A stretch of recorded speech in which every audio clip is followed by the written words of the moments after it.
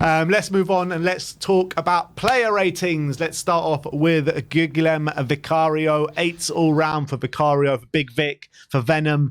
And I thought he was unbelievable. Didn't really put a foot wrong. Apart from his kicking, there was a few bad moments in terms of his playing out the back where he was going out of play and it was putting us under a bit of pressure at times. But in terms of out-and-out goalkeeping, making his saves, coming from corners and crosses, I thought he was top-notch. Yeah, I think he had to make 2 big saves in that first half, which I think, by the way, everyone's talking about that Reyes save, which was a world class. But I think that save from Jesus is going under the radar because that was a very quick reaction. Literally gets fingertips to it. That's heading right into the corner as well. The one coming from the side. From the side on the volley. That was not an easy save. That was a really good save. And I think that save has definitely gone under the radar, how good the quality on that one was. Obviously made a very good save from Nketiah on the near post, albeit I thought it was a pretty poor finish from him. Had a couple of, as you said, had a couple nervy moments with his kicking, but other than that, I thought when it came to kind of coming to claim crosses and things and being dominant from the set pieces, he was really, really good. Made a very good late save from Saka from the edge of the box, which was probably would have seen that late because it was coming through a lot of bodies as well. Really, really strong showing. I guess I didn't give him a 9 because of those few kicking moments, but other than that, you gave him a 7, no? No, you gave him an 8. Gave him an 8. But other than that, I thought it was great. Yeah. Moving on to Pedro Porro. Sim gives him a 7. I gave him an 8. I was so proud of Pedro Porro yesterday because I thought, he was going to be in for a really tough time out on that left-hand side. Luckily, Trossard went off, didn't play the game because he was injured. I thought it would have been a much harder day for him if Trossard did play. But essentially, he was up against Gabriel Jesus, which ain't an easy feat, to be honest. And I thought, for the most part, he defended admirably well. There was that one moment where he could have put in a better cross for Sonny, and you're probably talking about 3 points if that did happen, because Sonny was literally there waiting for an easy chance for him. But apart from that, I thought, he could have done a bit more going forward, let's be honest. But I thought defensively is what I'm giving him his high marks for, because I thought he was outstanding. Yeah, I think on reflection, I think maybe I should have given him an 8, because I think the fact that he had such a strong defensive display and the fact that that's what everyone is worried about with him and that's the big worry, and people see that as a liability. And not only was he not a liability, but I thought he was pretty great defensively, and Jesus had to be taken off in that second half because he just wasn't getting any spare change out of Porro. And I think in possession as well, his passing out the back is like, I think that goes under the radar when people compare him to Ben White. Ben White is obviously been very good, and he's a good defensive right back, and he's good at getting to the byline. But when it comes to build-up play, I think Porro can pick out passes that Ben White could only dream of picking out in some situations with that quality. And I think that was on display yesterday. Another big game where he had a really good defensive display, and he's racking them up now. So he's going from strength to strength. I'm really proud of Pedro. Yeah, he's going to have his work cut out for him this weekend. If he passes the test against Liverpool, then we have got a serious right back on our hands. 100%. Serious. Let's move on to Cristian Romero. Sim gives him a 6. I gave him a 7. Obviously scores the own goal and gives away the penalty as well, which I thought was very unlucky, to be honest. But apart from those 2 moments, I thought he defended really well. He was being aggressive. The amount of clearances he was making when we were really under pressure, the amount of tackles he made throughout the game as well. I thought he put in a really strong performance apart from those 2 moments. To be honest, actually, for me, it wasn't those 2 moments where I marked him down for, because I actually think in the first half, it wasn't just that moment where he scored the own goal. I thought he was actually sloppy with his passing. He gave the ball away a couple of times, playing out from the back from a central position, got caught on a couple of occasions as well. And I thought, okay, you're being quite sloppy, Romero. And then he had those 2 moments as well, which I don't really blame him for. I think the penalty, there's not much he can do about it. He's trying to block the shot. The shot gets deflected. There's literally nothing he can do. So it's very harsh. The own goal, I do put that down as a mistake, because I do think at the end of the day that was preventable. I don't see that some own goals, there's nothing you can do. I don't think that was one of those own goals yesterday. I think he did get that badly wrong, but he did turn it around. I thought second half he was really, really good, and I thought he started to dominate. He started to show the Romero that we've been seeing for a lot of the season. I think when it comes to his performances this season, I would say this is probably his weakest performance of the season, but the fact that he ended the game so strongly and still ended up having a really good game, in my opinion, that's why I put him at a 6. But I was a bit disappointed in his first half an hour. It's really frustrating as well, because we were gassing him up before the game, completely gassing him up, saying he gets in the combined 11, no questions asked, what a player we've got on our hands. And he has been to that standard pretty much up until the Arsenal game. Well, to be honest, I still thought he was at that standard for the majority of the game, but it was just so frustrating that at half-time we're talking about him and Destiny, how much we were gassing them both up before the game, and then they both didn't put their best displays in of the season in that first half. But I thought both of them grew massively in that second half. But we'll get into Destiny in a minute. But let's talk about Micky van de Ven. 9s all round for Micky. In his first North London derby, he put in a show for us. Defensively, flawless in my opinion. Anything that came down his side, anything that came to cross his path, I thought he dealt with majestically, to be honest. I thought he was a man mountain in the game. His recovery runs as well, I thought were absolutely brilliant. And nobody could get any spare change out of him throughout the game. And his playing out the back as well, I thought was top notch. So big up to Micky van de Ven. Yeah, 100%. Barely, he was faultless, but didn't put a foot wrong. He was so calm, so composed. I thought on occasion as well, he's being pressed, and not only did he not just go for the save option, but he went and attacked the space when needed. And whenever there was a kind of running behind and there was a foot race, Van de Ven was winning it all ends up. He was helping out Udogie as well on that left-hand side when need be. He literally just didn't put a foot wrong. I was so proud of him, and he put in some really aesthetically pleasing tackles as well, slide tackles during the game, like showed his aggression, but showed his calmer side as well. I thought he really stood up, and in that intense environment, especially under the intense pressure, I think he stood up and excelled at it. And all Arsenal fans coming into it didn't even want to mention Micky van de Ven. They were like, who is this Micky van de Ven guy that you got at the back? Well, you're damn right know who he is now. Well, what a signing this guy's turning out to be. What a signing. I mean, we've made some unbelievable signing this window. Do you think he's the best of the lot? I mean, Vicario got to be up there in the talk for signing of the season. Maddison. How can you pick between like 9 out of 10s like all over the park? It's just crazy. Mad. You got to big up to the recruitment team that made these signings. But let's move on. Let's talk about Destiny Udogie. Sim gives him an 8. I gave him a 7. I thought he struggled massively in the early stages of the game. He did look a bit rattled. Pass into Nketiah, which nearly gave away a goal. He got that early yellow card as well. And I thought Saka was just giving him a torrid time, to be honest, in the early parts of the game. But I thought once he settled down into the game, and especially in the second half, he became one of the best players on the park. The stats that you mentioned before, 8 tackles, 4 clearances, 1 block shots. I thought he was just sensational in that second half. But I thought first half, he was overawed a bit by the occasion, but once he knuckled down, he was brilliant. Yeah, I would say, first 30 minutes, I thought he was under a lot of pressure, and it was a very difficult game for him. We knew that was going to be one of the key matchups, and when Saka is running at you full flight, and I also felt like a lot of the time he wasn't getting a lot of help from his teammates, like in that first half an hour, and he was kind of being left to deal with Saka alone, and he was struggling. And obviously the goal came from that. He obviously then had that moment where he played Nketiah through on goal, and that could have been a goal. And though there was some really nervous moments, but the reason I gave him an 8 because he didn't let that affect him. He still kept his confident way of playing, and he still continued to put in challenges, and he put in a real mature performance to turn that performance around and go. Not only did he turn the performance around, but he actually excelled in that environment and became one and started dominating that left-hand side. And to do that on a yellow card when you have been struggling through the game as a 20-year-old is so impressive. When people were talking about Udogie about being potentially one of the best left backs in the league, the way he's been playing this season, you maybe if you're a rival fan, you're looking at the last 20 minutes, you're like, oh, Tottenham fans are getting ahead of themselves. But how he ended the game, I don't think you can come to any other conclusion. I mean, at times he was just picking up that ball, nicking it off Arsenal players, and just driving down the pitch, and he has just got everything to his game. He can make a difference in the final third. He's got the physicality. And what does he not have to be a top left back in the Premier League? Nothing. He's clearly got the temperament, it seems, as well. And to put in 8 tackles when one wrong tackle and you could be off, not only do you have to be brave, you have to have the quality to do that as well. And he had both those things. And I saw everyone was saying the same thing at halftime. Udogie's going to get sent off. Udogie's going to get sent off. Or he's going to get hauled off, or one of the two, and it didn't happen. No. Let's move on to Pape, Matar, Sarr, another player that showed so much in this game yesterday. 7s all round. It wasn't his best display of the season, but I thought it was a really mature display for someone of his age. I said he was 20 before, but he's actually just turned 21. But I thought he wasn't miraculous on the ball. He didn't have a great game on the ball, but it was where he kind of earned his plaudits was his off the ball work yesterday. I thought he did so much great work in that second half to really help us regain that midfield and win that midfield battle after Rice went off, to really assist Bissouma in what he was doing. He was everywhere on the park.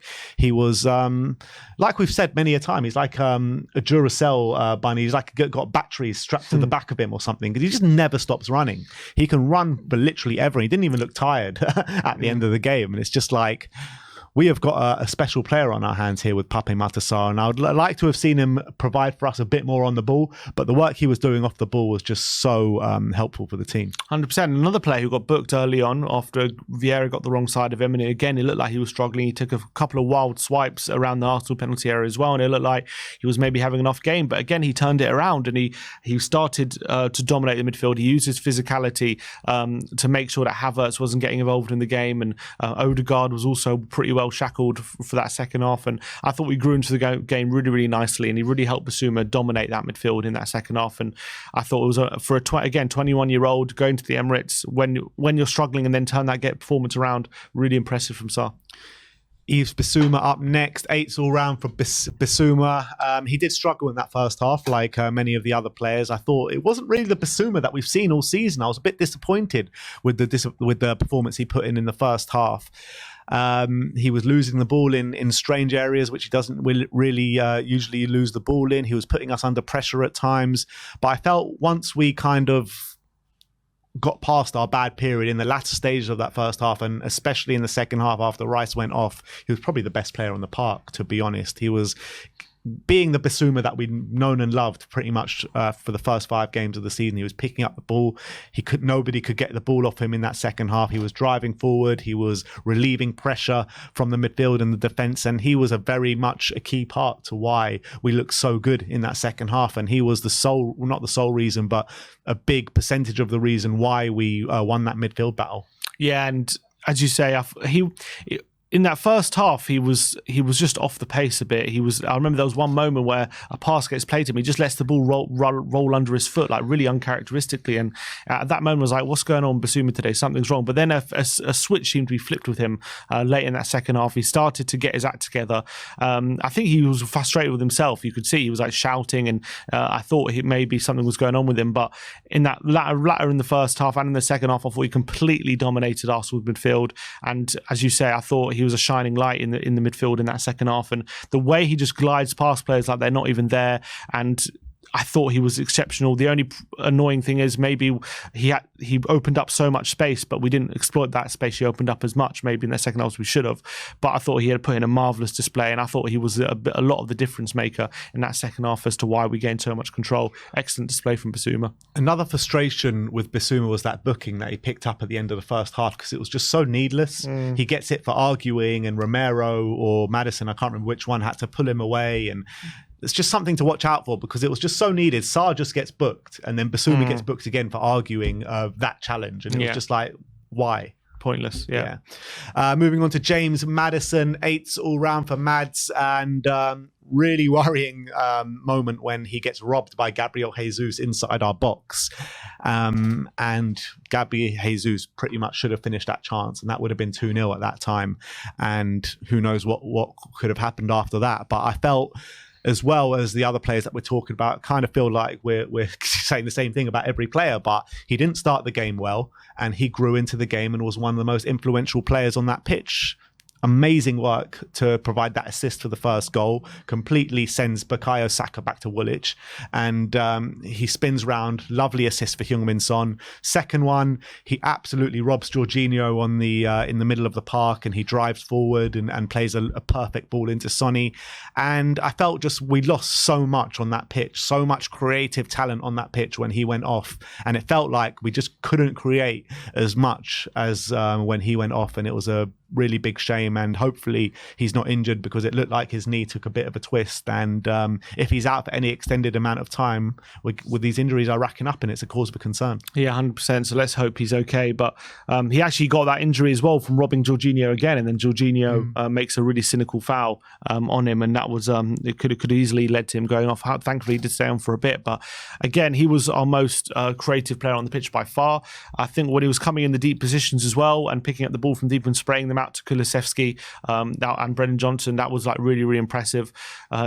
he didn't have the best start, just like the rest of the team. But when we were in control and on top, he was a shining light. And I thought he had a much better game than Odegaard did in general yesterday. Another matchup which people were saying there was not a comparison, but I think yesterday showed that it's a lot more even than people think. And the 2 assists were completely fantastic passes to Heung-Min Son, especially the second one, because a lot of players in this situation, it's not as easy as you think to get the correct way to pass, just to make sure he doesn't even have to take a touch on. He can just take it first time in his stride and score. And it was perfect for Maddison, and it was from his own good work, robbing Jorginho as well himself, and that was really, really great to see. The only downside is he didn't really get into too many goal scoring positions, which we know Maddison could be clinical in those positions, but in the 2 opportunities he did get to create, he did exactly what he does, and another really good display, and especially doing that away at the Emirates just shows he could be a big game player for us, hopefully. Yeah, and a lot of Arsenal fans were coming into this game being like, oh, Maddison's a good player, but he doesn't do it in the big games. Well, he did it yesterday in a big game. So 6 goal contributions in 6 games. Yeah, in 6 games. Unbelievable. What a start. Unbelievable start for Maddison. And again, it brings me back to my point about the recruitment this summer and the caliber of player that we have brought in. And back to your point on Odegaard, by the way, like, you're talking about the Arsenal captain here in Martin Odegaard, who had an unbelievable start to the game. But once he got booked, all the pressing stopped from Odegaard. And you compare that to the players that, when we got booked early, Udogie, Bissouma, and Pape Matar, they didn't stop playing their game. They carried on persisting with their game. As soon as Odegaard got booked, he vanished out that game. Great point. And that goes to show how brave you have to be when you're on a booking to continue to play in that way. And that's what we showed, bravery. Yeah. Maybe that's not what he showed. Exactly. And that's their captain we're talking about. Let's talk about Dejan Kulusevski now. 8s all round for Decky. And I thought it was a really good display, mature display, especially in that first half when we were coming under pressure. I thought he was relieving it quite a few times. He was winning the ball back time and time again and being the kind of water carrier for us on the day. And I just thought he was just so important for us throughout the 90 minutes, and he's really proving his worth to the team now, these last 2 performances. And I feel like he's getting back to those levels that he was at the early stages of his Spurs career. Yeah, and I thought he was a really good outlet for us. I think that was the physical battle in the front line we were able to consistently win, and I thought he was giving Zinchenko no end of problems. The chance that we set up for Brennan Johnson was made when Kulusevski played Son in. I thought on that right-hand side, he was consistently getting the ball and driving forward into that space, and he was giving just Arsenal no end of problems. That was their biggest weakness, I felt, in their backline, just Kulusevski driving with the ball. And he set up a chance for a Richarlison late on as well, which maybe he could have done better with. And I thought he was a really, really strong display again from Kulusevski. And I thought, despite the fact that Saka, if we're comparing him to Saka obviously got 2 goals or goal and an assist, and was giving Udogie a rough time in the first 20 minutes. But I thought throughout the whole 90 minutes, Kulusevski was actually more threatening than Saka for a more consistent period of the game. So I thought it was a really, really strong display from Kulusevski. Yeah, definitely. And Heung-Min Son, 9s all round. And did Sonny put a foot wrong the whole game? Brilliant. Because he had only 18 touches on the day. 13 out of his 14 passes were accurate. 2 key passes on the day. 2 goals. First ever Spurs player to score 2 at the Emirates as well, I believe. And what a performance. What a number 9 performance it was from him, to be honest. And you're looking at Sonny, that first finish. I still, like I said it before in the review, I don't know how he does it, because he's in between Saliba, Gabriel and Declan Rice, probably 3 of Arsenal's best defensive players. And he just flicks it into the bottom corner to beat David Raya. Unbelievable finish into the side netting, flicks off the post even. And then the second one as well, he makes no mistake about it. Lovely ball from James Maddison, and he just slots it underneath David Raya. And on top of that, he was creating chances at times as well, where maybe other players should have done better. He was in the right place at the right time when Porro should have swung it round. I can't remember which Arsenal player it was. And he maybe should have got his hat-trick. But I thought it was a real captain's performance from Heung-Min Son. You could see the leadership qualities as he was geeing up his teammates all the time. You saw the passion come out in him with the celebrations as well, as all the players went back onto the field and he just stood there next to the Spurs fans, just taking it all in. Cold. It really was. And also bringing the team over to do the huddle outside the away end just before the game as well, which I thought was another touch of class from Heung-Min Son. And I said it on the fan show, and I'm going to say it again. I feel like Heung-Min Son, leadership qualities that he's showing now, is our best captain since Ledley King. Yeah, honestly, I'm loving him in this leadership role. He's really taking it so well, and he's really stepping up in this role. Like I never thought, I thought he could be a good captain, but I never thought he'd show up in this way. And I thought at the Emirates, I thought he led the line brilliantly. He was the one pressing from the front. I actually thought it wasn't just his goals he was good. I thought his link-up play was really good as well. He obviously set up the chance for Brennan Johnson, didn't he? Yeah. Which Brennan Johnson forced a save out of Raya, so that was really unlucky. I thought when he picked up the ball from deep, he was giving Arsenal's defence a bit of a run around. The two finishes were cool as you like, especially the second one. The first one as well, it's just a brilliant flick finish. He has to react to it so quickly because it was kind of fired into him by Maddison. He had to be fired into him because he has so many defenders around him, and he was able to flick it into that corner so expertly. And I said it before the game, he's the best finisher in the league for me, or maybe second to Haaland. And people were laughing at that, but I think it just goes to show what an amazing finisher he was. 2 chances, 2 goals, and that's all he needs. Yeah, and it's unbelievable to think about. He's the first player to score two goals for us at the Emirates. Wow. That's also true. And also second now for the Golden Boot behind Haaland. Only 3 behind Haaland. Only. He's on 5 now for the season. He's only scored in 2 games. But I'm sure if he continues to play in this way, he's going to get a lot of goals this season. Yeah. And surely, hopefully, look, he's already got half what he got last season because he got 10 league goals, already on 5. Yeah. And last of the starting 11, Brennan Johnson making his first start for Tottenham Hotspur. 7s all round for Brennan, and I thought it was a really positive start for him for life at Tottenham. He straight away just thrown into the deep end at the Emirates in the North London derby, and yeah, maybe he should have done better with a few of the chances that he did. But I thought he was getting the right positions. He was causing problems. He's a bright spark, and he made the keeper work. So I think it was a really good display from Brennan. It was just unfortunate that he goes off injured in his first start. Yeah, he was giving Arsenal a lot of trouble down that left-hand side with his pace and obviously with his instincts inside the box, because he can play as a number 9, and I think that's where his striker instincts came into effect. He nearly got on the score sheet a couple of times in that first half. If it wasn't for an unbelievable world-class save from Raya, he gets on the score sheet, and then the ball falls to him in the box and he takes a quick snapshot, which Raya closed down very quickly.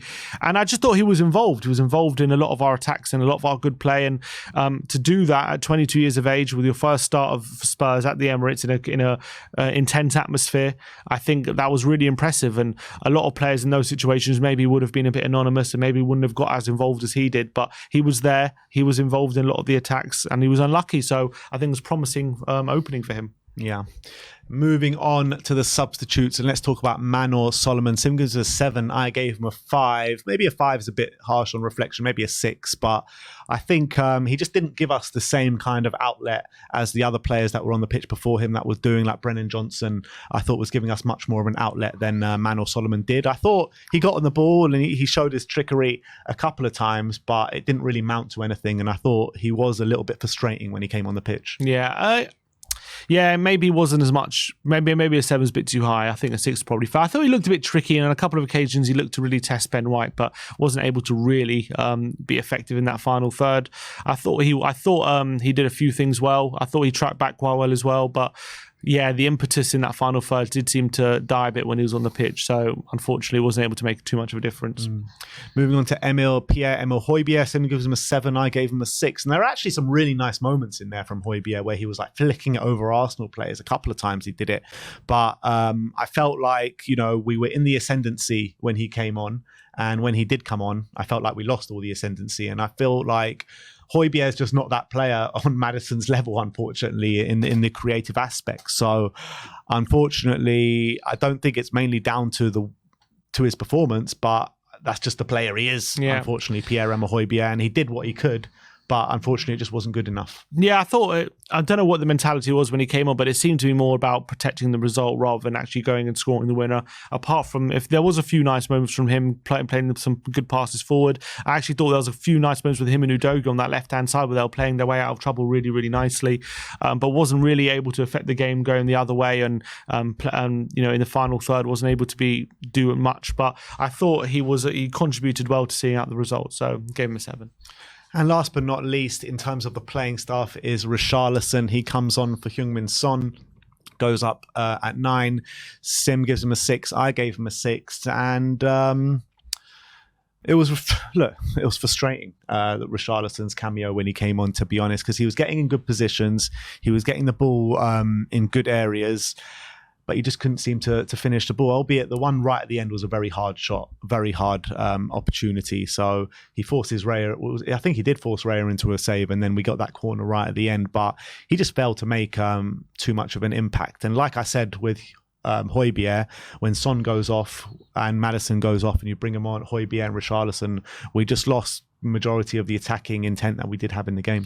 Yeah, I thought on a couple of occasions he was actually a bit selfish, where he had his back to goal, and instead of trying to lay off for a teammate, he tried to swivel and shoot on a couple of times where the shot wasn't really on and the attack kind of broke down, which was a bit frustrating. He did have that chance right at the end, which was laid on by Kulusevski. I think it was a deflection wide, but I haven't seen it back, so it might have been a save. But he had that moment as well. His shot deflected and Raya looked like he might be carrying it over the line, but obviously he never did. But I thought the good thing about it, he was making himself a bit of a nuisance. He was getting involved in the play. It wasn't just anonymous. So that was decent, but the quality was just a bit lacking again. And now we're going to finish off on big Ange Postecoglou. Sim gives him a 9. I gave him an 8. I probably would have given him a 10, to be honest, if we would have gone and won the game. But I just did feel like, well, first of all, let's start off with the good things, because I feel like as much as we came under pressure in that first half, it would have been very easy for us to change up the way we were playing and maybe go for a more defensive formation to really contain Arsenal. But we kept to our guns. We kept to the way that Ange believes is the best way to play our football, and that is attacking football and good football, quick passing and moving football. And I feel like it's such a breath of fresh air to see Spurs just keep going, even when things aren't going well, keep going. And we got our rewards for that, because by the end of it, Spurs fans were disappointed going away with only 1 point in the game. And that's a testament to Ange Postecoglou and the way he set us up and the belief that he's given the players and the fan base of this football club.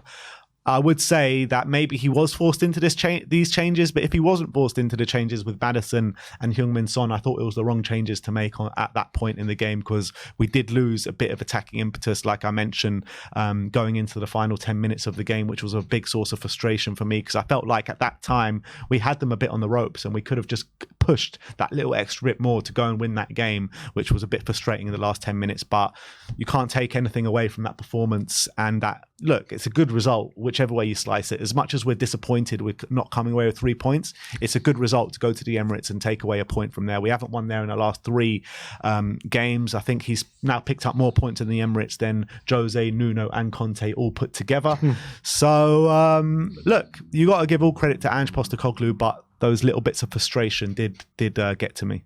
Yeah, I think the fact that he's got us playing like this at the Emirates after 6 games is an exceptional achievement from him and the management. The fact as well that not only does he have us playing like this, but as well we struggled in that first half an hour to handle that Arsenal press. Yet we stuck to our game. We continued to play the way that he's been wanting us to play, and playing out from the back and being confident in our own play. And the fact that not only did we stick to that, it actually worked, and we were able to excel and actually started to dominate and actually started to control the game. We got back in the game and we deservedly earned the point. And I think that goes a long way for me to show where we're going under Postecoglou. And I can't ask for much more than what I'm seeing right now from him. And yeah, those changes may be a bit frustrating near the end. He says after the game there was a bit of injury prevention. He was worried that one of them might be picking up an injury if they stayed on. So look, it's a long season, especially with our thin squad. I understand that decision, but maybe we could have won the game if they would have stayed on.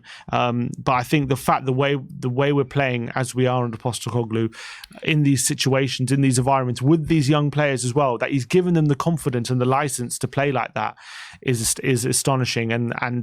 But not only does he have the license to play like that, but you still also have to have the quality and management to take control of the game. It's not all about mentality. You have to also have the tactics and the quality, and he's got that in abundance clearly as well with the way we're set up. So really, really impressive from Ange Postecoglou, and his start to life is getting better and better, I think.